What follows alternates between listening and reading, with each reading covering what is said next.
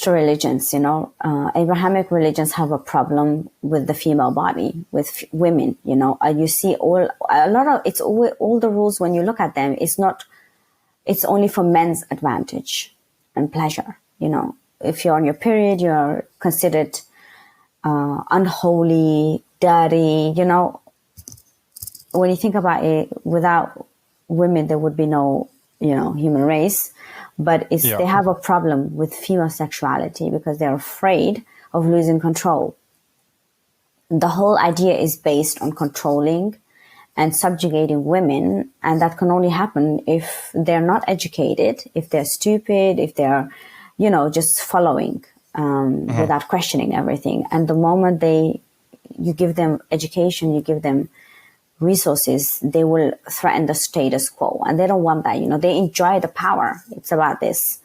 Those men love the power, and that's what it comes to. Of course, there is no justification for any of this. It's just all barbaric caveman mentality, but that's the reason. It's about the power, the control you have over somebody. And do you think it actually works, or do you think people just live their lives as just in private, in secret? Like they do all the things that maybe Westerners would do, but just they have to keep quiet about it. I think there is a mixture. I think it works on many people. And then you have people, if you look at the situation in Iran, people will still maybe do underground parties, have fun, dance. And the same in Afghanistan, I'm sure of it. There are people out there who are like one way of dealing with stress or maybe rebelling against the system. But the majority are trapped. Like all of them are trapped, but the majority will follow, That's the problem. And if there was a strong resistance against this, we wouldn't be in this place in the first place. But you have people who genuinely believe in these things. They believe that women shouldn't have rights, that men and women should dress a certain way, behave a certain way. And this wouldn't exist if it was a minority. But unfortunately, they have a lot of power. If you even look at Europe, in the countryside, the older generation, ruining it for the younger people. There is like 1,000 times worse. So that's what it is.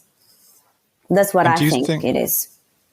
And do you think the Taliban practice what they preach, for example? Or do you think if you have the power, you can ignore the rules?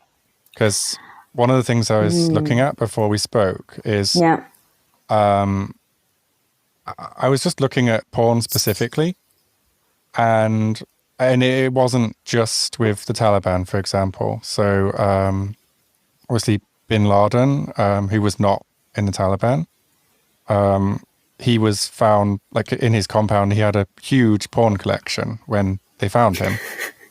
And I've seen that that's quite common with ISIS fighters as well. That I think they said 80% had huge troves of porn on their laptops when they found them. And I think there's similar stories about the Taliban. So I wasn't sure if that's... I mean, that's a really great conversation right now. But continue, please. I just have some thoughts that I would like to share afterwards. Yeah, no, that's the question really, is just do the leaders and the people in power in these places, do they practice what they preach? I wouldn't believe them because sometimes they don't practice what they preach. I would say, I don't know about OBL, Osama bin Laden. I'm not sure if this was really the case that they found him with this. I don't know.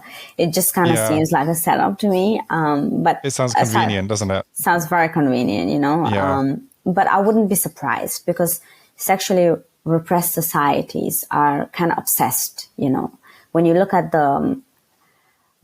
at where most of the viewers come from, for when it's related to visiting websites like Pornhub, etc., you see most of them are from Middle Eastern countries or from maybe even North Korea, who knows, from India, for example. And these societies are very sexually repressed, and it's like a medium for them, It's like it's human nature, but they try to repress this human nature.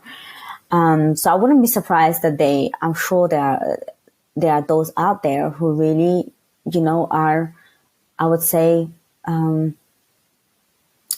attracted, but, kind of enticed by sexuality, but are afraid maybe or it doesn't, there's a conflict of their inner self against their society, against their righteous self, Mm-hmm. Like you could imagine them watching some porn and then feeling guilty afterwards, for example. Maybe, yeah. Like, oh my God, this is the reason why I hate it all. This is what they're making me do.